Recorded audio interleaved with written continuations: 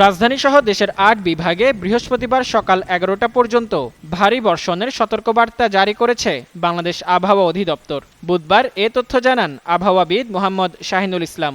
তিনি জানান, এ সময়ের মধ্যে ভারী বৃষ্টির পাশাপাশি বজ্রপাতেরও আশঙ্কা রয়েছে। আবহাওয়াবিদ শাহিনুল ইসলাম জানান, দেশের নদীবন্দর ও সমুদ্র বন্দরগুলোতে ৩ নম্বর সতর্ক সংকেত বহাল রয়েছে।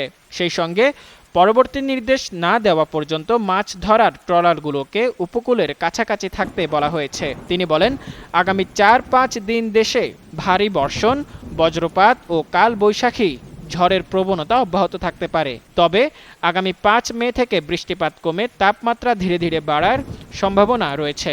এ পরিস্থিতিতে অপ্রয়োজনীয় বাইরে বের না হওয়া, বজ্রপাতের সময় খোলা জায়গা এড়িয়ে চলা এবং নৌযান চলাচলে সতর্কতা অবলম্বনে পরামর্শ দিয়েছে আবহাওয়া অধিদপ্তর।